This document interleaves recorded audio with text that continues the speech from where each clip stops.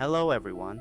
I'm Michael from China. I've been staying under this bridge for 4 days. Over these 4 days, I've been feeling unmotivated. There isn't much work, and even when there is, I don't feel like taking it. My heart just feels hollow.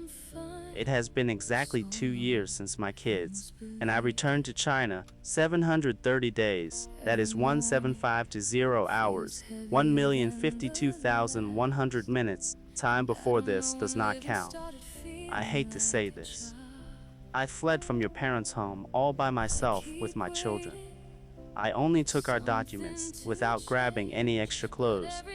I didn't take any of the children's clothes or toys. The three of us, father and children, ran for our lives all the way to New Delhi. The children's passports were kept by you and your family. This was the most humiliating moment in my whole life. I am neither a coward nor a weakling. When it comes to our family, the children's growth and health, I chose the latter. Ever since I took the children and left your house, there has not been a single second that I haven't thought about you. The children miss you all the time. They keep hoping you will come back to our family, so we can live our own life together. I never wanted to leave you behind in India. I know you hate me and blame me for leaving your parents' home without discussing it with you, without the children's passports. We traveled 2 to 3 days by car to reach New Delhi. Your first words were not about whether my children and I were safe, but to blame me for leaving and worrying your parents. In New Delhi, without proper documents, we could not check in at any hotel. I ended up living on the streets with my children. I held my daughter in my arms and pulled my son along, while you were in Bengaluru. You never tried to send the children's passports to us in Delhi. You never said a word about discussing coming back to China together. You never thought about my feelings or the children's difficult situation. In the end, you only kept enlarging all the conflicts. We had no choice but to leave India and go back to China. Even to this day, you must think that I abandoned you, that I stopped loving you. From the day I first met you, got married, and had our children until now, I have never stopped loving you. I never planned to spend my whole life separated from you. But ask yourself, do you truly love me? What have you done ever since you went back to India in 2022? Do you have me in your heart? Do you have the kids? Do you have this family? You never cared about any of this. You only cared about yourself. It was as if you and your brothers and sisters were the real family, while my children and I were just strangers. You don't have a mind of your own. You blindly follow the opinions of your parents and siblings, even when their decisions hurt our relationship and break our family harmony. I watched all this with a heavy heart. I tried to communicate with you countless times to make you see what was at stake, but you always refused to listen.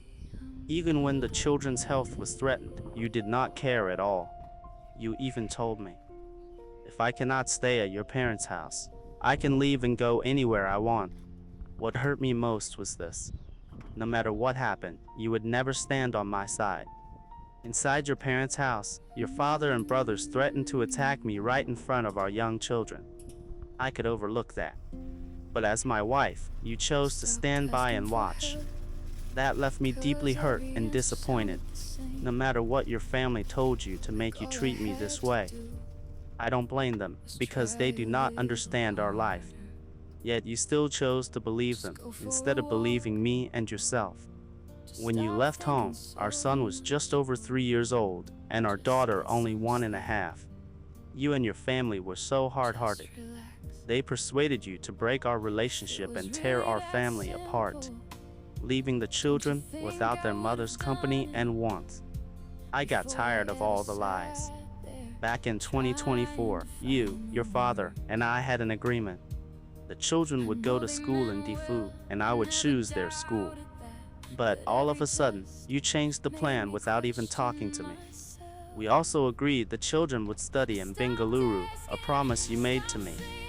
Once we arrived in Bengaluru, you never looked for schools for the children. You spent money recklessly on entertainment and eating out. and refused to give our children a better study and living environment.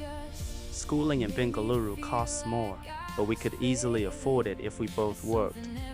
But you were not willing. You insisted that the children stay in Dafu, Assam. You would rather spend money on nice clothes, high-priced rent, and dining out. I told you I would cover all the school fees, yet you would not even negotiate with me. For these past 2 years, I hoped every single day that you would realize your mistakes and come back to give our children a complete family. But all I got was endless deception from you. Your whole family kept lying to me. I sent you money over and over again for visa processing, only to be lied to each time. I am not foolish. You are wearing away the last bit of trust I have in you. That is why I stopped contacting you. Because deep down, you only ever care about yourself. I sincerely hope you can fulfill the rights and obligations that a mother should have and give our children enough love and warmth. This is my minimum request. Yet you cannot even do this. Whenever the children ask me about their mother, I can only tell them, Mom is busy working and earning money in India. When she comes back, she will buy you new clothes, new toys, and delicious food. I want you to keep a good image in the children's hearts, instead of letting them feel that you have abandoned them. Losing hope is the most terrible thing for a person. As long as there is hope in the heart, there will be motivation. I usually also tell the children to call you often. But every time the children try to reach you, there is never any reply. You have your phone in your hand 24 hours a day. Yet you pretend not to see the calls coming from China. You are even unwilling to call the children back. As time goes by, the children have become disappointed. So they no longer want to get in touch or communicate with you. Now you spend your days in bars and parties with your friends, staying out all night. Maybe you think that without me and the children, you are completely free, and that this is the life you want. You believe you are young, beautiful, and in good shape, that you have a wonderful life and future. And for that reason, you ignore the existence of me and our children. I will give you your freedom. This is the only thing I can do.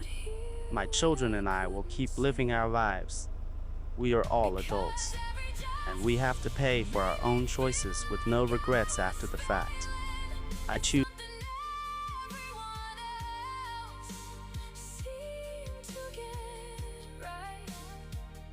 So if somebody tells you they're doing their best, don't hand them another answer. Just stay